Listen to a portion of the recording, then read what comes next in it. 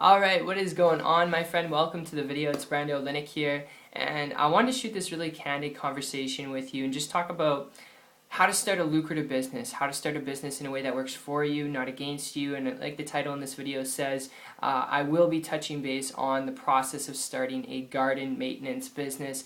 Having gotten around people who have done this, having over the last 3 years myself started a couple different types of businesses. Some of them worked, and I'll be bluntly open with you and transparent. Some of them also didn't work, alright? And from that experience, when it comes to a garden maintenance business, the first part of the conversation, there's a lot of things to keep in mind, especially looking at it from a business opportunity and perspective. You got to keep in mind, in the garden, alright, it's a good business to start, alright, when it's summertime, but when winter comes around, you're going to have to find something else. It's like a seasonal job, alright, and it's a seasonal business. So you got to keep that in mind. Unless you're somewhere where it's like nice all the time, alright, if you're somewhere where it's not nice all the time, you get snow, you get winter, it's not really the most stable business model. But if you're someone who is in a warm place, alright, you're looking at your typical overhead when it comes to starting your own garden maintenance business.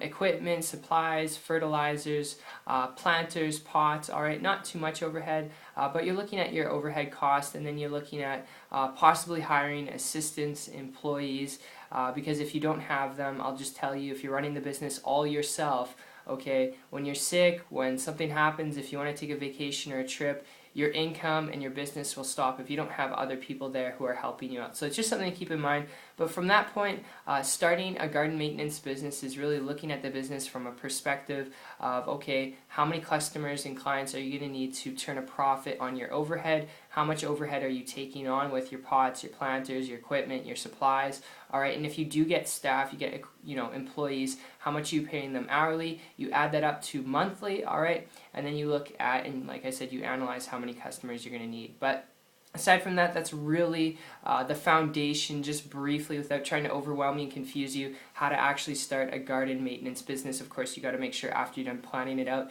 you go get your business license, you register it, but from that point, that's pretty much it. And my experience with this goes back over the last probably 13 months. If you're looking at this from a business perspective and you want to just be your own boss, you want to run your own business, if that's really what you're looking for, if you hear me out here for a minute, my experience with this over the last 13 months was when I transitioned from a traditional brick and mortar business, alright, to an online business model.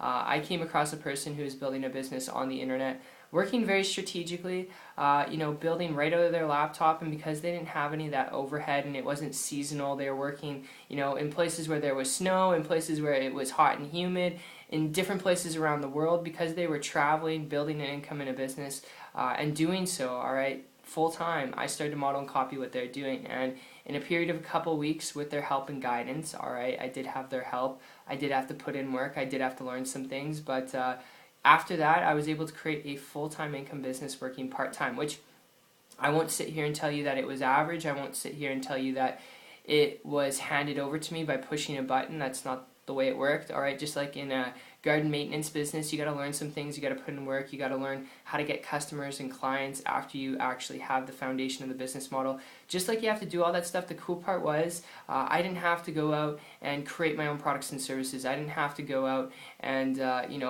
depend on seasonal weather. I didn't have to be limited to a location where I'm operating in just one location locally. I could operate anywhere where I want. So I had that mobility and leverage, and it did require work. I did have to learn some things, like I said, but ever since that point, haven't looked back. And if you're looking at starting a business, I'd advise you, before you consider starting a garden maintenance business, to seriously consider and look into starting an online business. If you want to start a business that's truly lucrative, that's leveraged, that's flexible, alright, where you can actually do what you want, when you want, whenever you want, if you really want that out of a business, an online business model is the best place and the best thing that you could tap into. So that's just my overview. That's my personal experience with it. I hope you enjoyed this video as much as I did put it together for you. It's been fun talking, and I look forward to seeing you on the next one. And also make sure, I forgot to say this, my little pitch, make sure if you do want to learn more about how to build a business on the internet, how to attract an endless amount of people to your business through the internet. Make sure to check out my site. It's 123marketingtips.com. I'll put a link down below in the description. If you're coachable, if you're trainable, and you've got that drive and you really want to learn how to build a business on the internet, have a life at the same time, I encourage you to take a look at it. But from all that aside, I'll see you on the next one and on the beach to the world. Take care.